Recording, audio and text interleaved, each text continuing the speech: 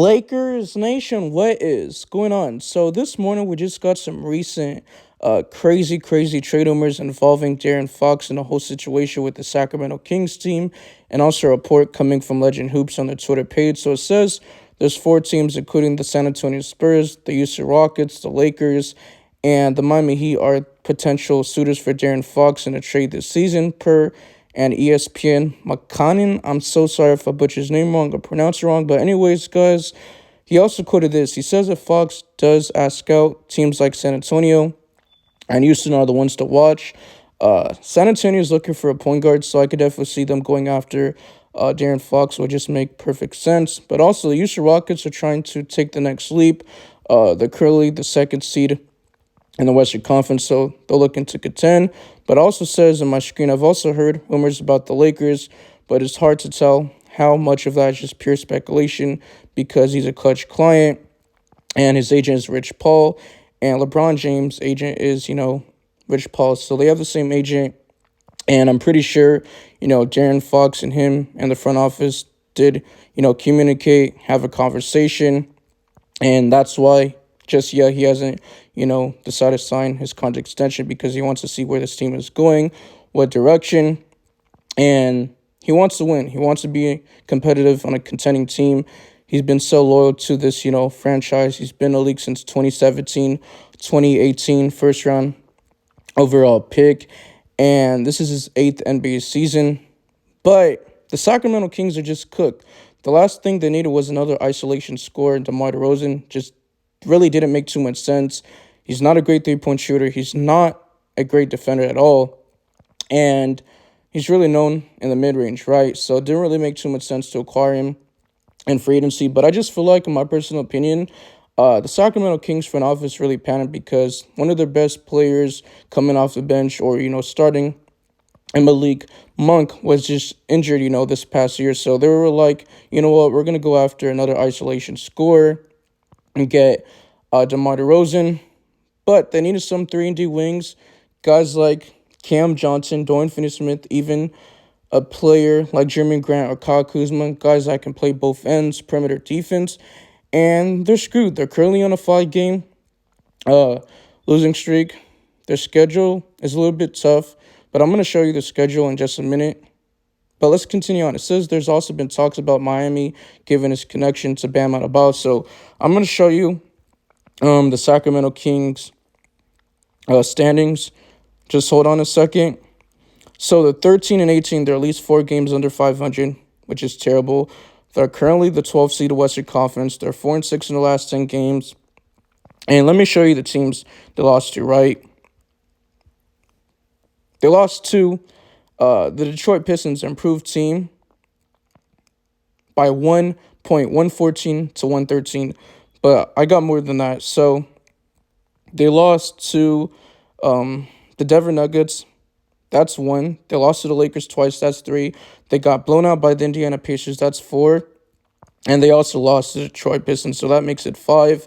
I'm pretty sure, Darren Fox is going to ask out if he continues to, keep losing. And he's not going to be happy, right? But that's the main reason why he just hasn't signed his contract extension. DeMar DeRozan is struggling. But can you imagine having Darren Fox in the Los Angeles Lakers? He's very explosive. He has speed. He has athleticism. He's very clutch in the fourth quarter, one of the most clutchest players in the league, especially in the fourth quarter. But he also won the Clutch, Player of the Year award. I believe that award is new. But he also has strong, playmaking ability. He's very dynamic, especially he's a force, dynamic scorer. He can play both ends of the ball, especially defensively. So he's very solid. And I do want to show you his stats so far this season.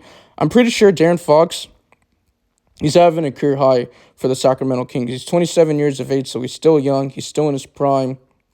And he's an undersized point guard. He's like 6'3", weighs about 185 pounds. He's a former, lottery pick, I believe, in the first round, 2017, 2018 NBA season. He played Kentucky Wildcats. He's averaging career high in points, 26.2 points per game, 5 rebounds, 6.1 assists, shooting 48.2% from the field, 31 games played, 31 starts, and playing career minutes per game, 37.2 minutes a night, shooting 33.2% from the three-point, which isn't too great. League average is around like 35%, but he's below that. And his career three-point percentage on the line is 33.4%. But his best three-point percentage was his second year in, Sacramento in the league 2018-2019, where he shot 37.1%. But his second best three-point percentage was the 2023-24 NBA season, 36.9% from three on 7-point attempts per game. But this year, he is shooting a career high from the free throw line, 81% from the free throw line. Also, 5 rebounds. I already said that. But also, would the Sacramento Kings want to trade him to the Los Angeles Lakers? We're both West teams, Pacific Division. And you know what's crazy? The Sacramento Kings had the Lakers number last year, 4-0. And Anthony Davis never beat, Sabonis. He always had a number. And so this season, the Lakers are 3-0 against, the Sacramento Kings. And they have a chance to sweep them tomorrow on Saturday at Crypto, going up against Sacramento Kings. So pretty much they got a tough schedule. But I do want to show you the Kings' schedule going forward. So, like I said, they got the Lakers tomorrow. They got the Dallas Mavericks, especially Luka Doncic is, I believe, going to be out for a month or evaluated. So he's out indefinitely.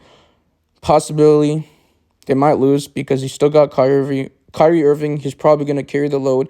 You got the Philadelphia 76ers. You got the Memphis Grizzlies.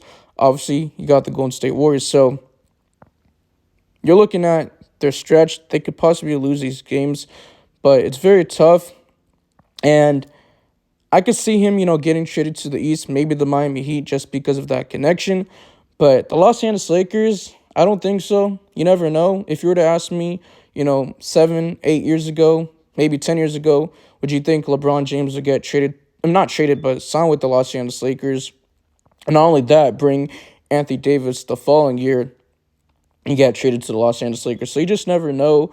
But if I'm the Los Angeles Lakers front office, I'm at least making the phone call, gauging and trade talks with the Sacramento Kings and see what's the asking price. I know Shams Charania just announced yesterday that we have, 3 first-round picks this year.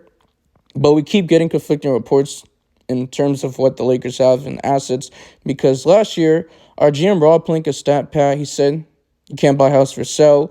And we're going to have 3 first-round picks to use in the offseason in the NBA draft to go after a bona fide star like a DeJounte Murray, Kyrie Irving, even a Trae Young, and those, types of players, right?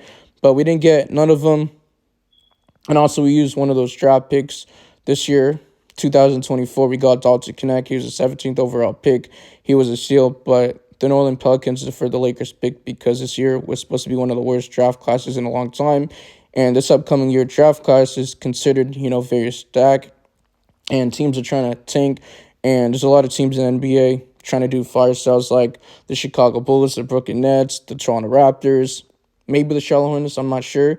But also, you got teams, maybe the Atlanta Hawks. I mean, they've been playing a lot better. They've been a little bit more competitive. But those are just teams to look after. You got the Washington Wizards. But let me know in the comment section how do you guys feel about this. Now, the Lakers, they're going to have to make a move. Because you got LeBron James, who's in year 22.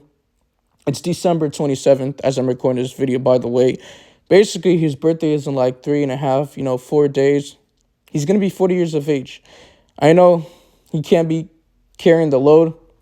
Especially, you're going to have to get into the playoffs. Not only that, in order to get to the finals, LeBron James is going to have to take the back seat. Anthony Davis is just too inconsistent. You never know what you're going to get from Anthony Davis. One night he'll look like one of the best players in the league. And next night, you drop like 8 points and, not be efficient. You get what I'm trying to say? But I had to make this video because we got this report. And also, follow my socials. The links will be down in the description. Make sure you guys like the video to get it to more people.